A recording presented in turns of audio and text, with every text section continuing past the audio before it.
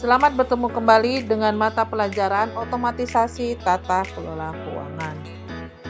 Dalam video ini yang akan dibahas mengenai soal latihan pilihan ganda otomatisasi tata kelola keuangan kelas 12 persiapan ujian. Mari kita melihat soal. Soal pertama. Dana kas kecil setiap bulannya diberikan dalam jumlah tertentu secara tetap. Pengisian dana tersebut disebut dengan sistem impres. Selanjutnya soal kedua. Keuntungan dari metode dana tetap adalah saldo kas kecil dapat diketahui selalu sama. Selanjutnya soal ketiga. Surat perintah tertulis pemegang rekening kepada bank yang ditujukan supaya membayar sejumlah uang kepada orang yang nama tertera atau orang pembawa surat tersebut merupakan pengertian bukti transaksi cek. Selanjutnya soal keempat. Pada tanggal 1 Februari 2021, pemegang dana kas kecil PT Surya mengajukan dana kas kecil sebesar 10 juta. Jika di jurnal sistem dana tetap adalah kas kecil 10 juta di debit, kas 10 juta di kredit. Selanjutnya soal kelima. Bagian yang tidak termasuk dalam pengelolaan kas kecil adalah bagian jurnal dan laporan. Selanjutnya soal ke-6.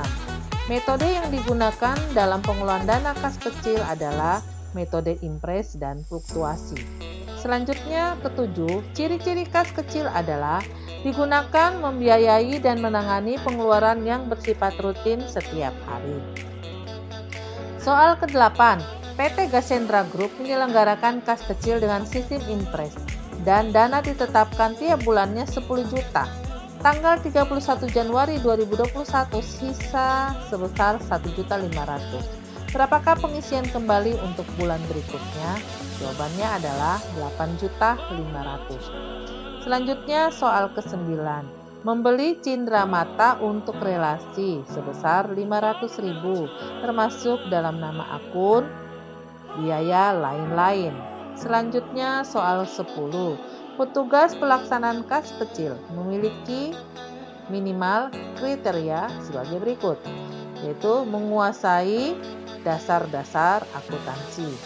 Selanjutnya soal 11. Bukti transaksi penerimaan uang untuk pembayaran suatu transaksi adalah kwitansi. Selanjutnya, diterima dana awal kas kecil sebesar 2 juta sebagai pembentuk kas kecil. Jika di jurnal akan muncul perkiraan untuk kas sebagai berikut. Kas di kredit sebesar 2 juta.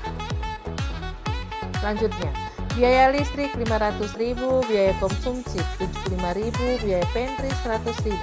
Jika menggunakan metode dana tetap, jika di jurnal adalah tidak di jurnal. Selanjutnya soal ke-14.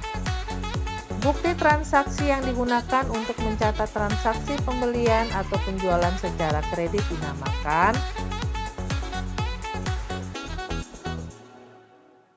faktur.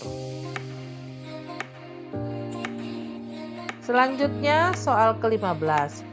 Uang kas atau dana yang disiapkan untuk membayar pengeluaran-pengeluaran yang sifatnya relatif kecil dan tidak ekonomis bila dibayar dengan cek dinamakan dana kas kecil.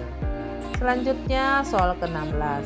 Pada saat pemakai dana kas kecil membayar jasa reparasi kendaraan kantor, bukti transaksi yang akan diterima adalah kwitansi. 17. Dokumen bukti transaksi yang digunakan sebagai dasar pencatatan pengisian kembali dana kas kecil adalah surat perintah pengisian dana kas kecil. Selanjutnya soal ke-18. Di bawah ini yang bukan merupakan teknik penyimpanan dokumen transaksi dana kas kecil adalah sistem agenda. Selanjutnya soal ke-19. Sistem penyimpanan dokumen transaksi dana kas kecil dibagi menjadi dua, yaitu sentralisasi dan dekonsentralisasi. Ke-20. Manfaat dari sistem penyimpanan sentralisasi adalah mencegah duplikasi dokumen. Demikian pembahasan soal pilihan ganda. Semoga soal ini dapat dimengerti dan dapat bermanfaat bagi anak-anak sekalian. Terima kasih.